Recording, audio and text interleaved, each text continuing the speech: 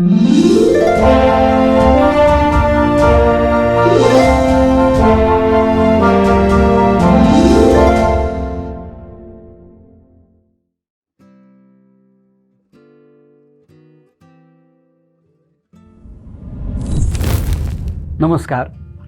कथेचं नाव अलबेले. लेखक अक्षय संत.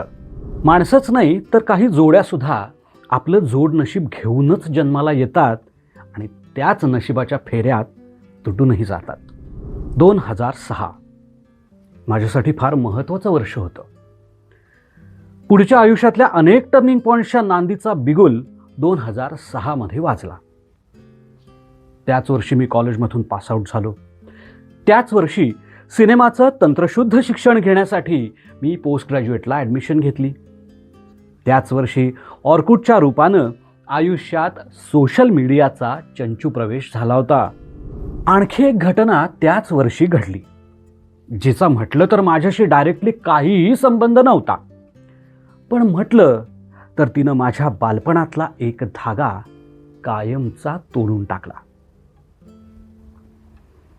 1995 डिसेंबरचे थंडीचे दिवस. आईबाबांबरोबर पुण्याच्या राहुल थिएटरमध्ये रात्रीच्या शोला बसलो होतो. सिनेमामध्ये पंजाबमधली सरसोची नजर जाईल तिकडेपर्यंत पसरलेली शेतं, मनाविरुद्ध ठरवलेल्या लग्नामुळे नाराज असलेली, एका खोलीत स्वतःला बंदिस्त करून घेतलेली ती अचानक ओळखीचे सूर कानावर पडतात. ती दचकून उठते. भास झाला असेल, तो कशाला येईल इतक्या लांब आणि माझ्यासाठी? छे, असं स्वतःलाच समजावत कानांवर हात ठेवते. सूर शांत होतात. वाऱ्याचा घोंगावणारा आवाज. पुन्हा तेच सूर. ती पुन्हा कानांवर हात घट्ट दाबून धरते, पण यावेळी मात्र सूर ऐकू येतच राहतात. ते घोंगावणारं वारं अंगात शिरल्यासारखी ती शेताकडे धावत सुटते. तेच सूर गेली कित्येक वर्ष तसेच कानामध्ये रेंगाळत आहेत. लक्षात आलंच असेल, जतीन ललित ही आमच्या पिढीच्या मर्मबंधातली नाजूक ठेव. आमच्या आधीची सलीम जावेदच्या सिनेमांवर पोचलेली पिढी त्या दोघांच्या तुटण्यानं किती हळहळली असेल हे मला 2006 मध्ये जाणवलं. जतीन ललित या जोडीचा शेवटचा सिनेमा 2006 साली आला आणि शेवटच्या बॉलवर सिक्सर मारावी तसंच जतीन ललितनं आपल्या लखलखत्या इनिंगला साजेशी एक्झिट घेतली. तो सिनेमा होता फना. फनामध्ये दोन विचित्र योगायोग एकत्र सांधले गेले होते. डरमधून बाहेर पडल्यानंतर तब्बल 13 वर्षांनी आमिर खान पुन्हा यशराजच्या बॅनरमध्ये आला होता आणि यशराजच्या नव्या रूपाची नांदी ठरलेल्या दिलवाले दुल्हनिया ले जाएंगेच्या यशाचे सांगीतिक मानकरी जतीन ललित यांचा तो शेवटचा सिनेमा होता. त्यांनी एकत्रित संगीत दिलेली ती शेवटची कलाकृती. पण जाता जाता शेवटच्या सिनेमात सुद्धा जतीन ललितनी चांद सिफारिश, देखो ना, मेरे हाथ में यासारखी अविस्मरणीय गाणी दिली. सिनेमा बोलायला लागला त्याला आता जवळपास 90 वर्ष उलटून गेली आहेत. या 90 वर्षात भारतीय प्रेक्षकांच्या किमान 5 पिढ्या तरी सिनेमानं गुंतवून ठेवलेल्या आहेत. प्रत्येक पिढीला आपल्या तरुणपणीचा काळ हा सुवर्ण काळ वाटतो. अर्थातच 90s मधली पिढी सुद्धा त्याला अपवाद नाही. आनंद मिलिंद, नदीम श्रवण, अनु मलिक, AR रहमान पासून ते पार उत्तम सिंग आणि दिलीप सेन, समीर सेन पर्यंतच्या संगीतकारांनी तो मोबाईल आणि सॅटेलाइट चॅनल्स नसलेला काळ आपल्या गाण्यांनी नुसता सुसह्य नव्हे तर समृद्ध केला. जतीन ललित ही नावही त्याच मांदियाळीतली. जवळपास 2 दशकं त्यांच्या सुरांनी आमच्या पिढीवर गारूड केलं होतं. किती नावं घ्यावी. खिलाडी, कुछ कुछ होता है, दिलवाले दुल्हनिया ले जाएंगे, सरफरोश, फरेब, फना, मोहब्बतें, जो जीता वही सिकंदर, वास्तव प्यार तो होना ही था, हासिल खूबसूरत हम तुम. जतीन ललितचं संगीत हा त्या काळातल्या बदलत्या तरुणाईचा आवाज होता. छोट्या शहरातून डोळ्यात स्वप्न घेऊन महानगरांकडे येणारी आणि खस्ता खात एकमेकांना धीर देत जगणारी तरुण मुलं काय विचार करत असतील.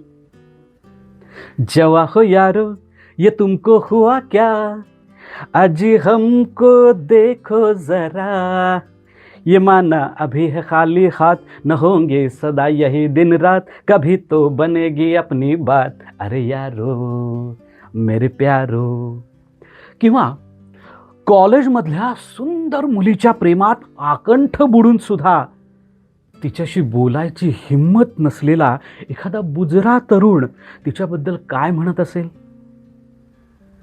हम लबों से कह न पाए उनसे हाले दिल कभी, और वो समझे नहीं ये खामोशी क्या चीज है. एका संपूर्ण पिढीच्या आशा आकांक्षा, त्यांची स्वप्न, त्यांचा रोमांस संगीतातून मांडणं ही काही सोपी गोष्ट नाही. राजू बन गया जेंटलमॅनमध्ये शाहरुख आणि जुईच्या अबोल प्रेमाला सूर देणारी गल्लीतली निरागस मंडळी गायला लागतात ती अस्सल भारतीय ढोलक आणि डफलीच्या तालावर. पण जेव्हा टपोरी स्वरात हिरो आपल्या प्रेयसीला आतिग्य खंडाला असं विचारतो तेव्हा मागचं संगीत सुद्धा एकदम फंकी आणि मॉडर्न रूपड्यात येतं. पहिल्या प्रेमाचा उत्फुल्ल बहर मांडावा तो जतीन ललितनंच. पहला नशा, वादा रहा सनम, हो गया है तुझको तो प्यार सजना आणि अशी कितीतरी पहले प्यारवाली गाणी जतीन ललितच्या नावावर जमा आहेत. तसंच अबोल प्रेम हे सुद्धा त्यांचं खास राखीव कुरण. जब किसी की तरफ दिल झुकने लगे, आंखें भी होती है दिल की जुबान, किंवा मेरा चांद मुझे आया है नजर. ही अव्यक्त प्रीतीची खास जतीन ललित स्पेशल गाणी आज सुद्धा तेवढीच ताजी आहेत. जतीन ललितच्या संगीतात क्लास आणि मास यांचा कमालीचा ब्लेंड होता. शाहरुख खान त्यावेळी ग्लोबलाइज्ड तरुणाईचा चेहरा होता. त्यामुळे शाहरुखच्या त्या इमेजला समोर ठेवूनच जतीन ललित संगीत द्यायचे. एकूणच जतीन ललितचं यशराजसाठी दिलेलं संगीत आणि इतर बॅनर्ससाठी दिलेलं संगीत यात कमालीचा फरक स्पष्ट जाणवतो. 2001 नंतर हिंदी सिनेमानं कात टाकली. चित्रपटाच्या मांडणीमध्ये वेगवेगळे प्रयोग होऊ लागले. साहजिकच त्याचं प्रतिबिंब संगीतात सुद्धा उमटू लागलं होतं. जतीन ललितच्या बाबतीत विशेष गोष्ट म्हणजे त्यांचे एकत्र काम केलेले शेवटचे यशराजचे 2 सिनेमे हम तुम आणि फना. या दोन्हींच्या संगीतातून त्यांच्या त्या आधीच्या संगीताचे बॅकबोन असलेले कुमार सानू आणि उदित नारायण दोघंही अनाकलनीय कारणांमुळे वगळले गेले होते. पण तरीसुद्धा त्यांचा खास जतीन ललित टच या दोन्ही सिनेमांमध्ये जाणवतो. जोवर ये तेरी आंखें झुकी झुकी वाजलं नाही असा एकही ट्रक किंवा ढाबा किमान महाराष्ट्रात तरी सापडत नाही, जोवर प्लास्टिकच्या ग्लासमधून ओल्ड मंक घशात ओतताना तुझे याद न मेरी आई किसी से अब क्या कहना हे ऐकून डोळ्यातनं पाणी येत नाही, जोवर हर तरफ है ये शोर आया गोकुल का चोर या गाण्याशिवाय दहीहंडी साजरी होत नाही, आणि जोवर धबधब्यात चिंब भिजलेली सोनाली बेंद्रे स्वप्नात येऊन रात्र धुंद करतेय, तोवर जतीन ललितचा हा जलवा कायम राहील. शेवटी काय, माणसंच नाही तर काही जोड्या सुद्धा आपलं जोडनशीब घेऊनच जन्माला येतात. धन्यवाद. वल्लरी प्रोडक्शनचं हे यूट्यूब चॅनल नक्की लाईक करा, शेअर करा आणि सबस्क्राईब करा. आणि हो, बेल आयकॉन दाबायला विसरू नका.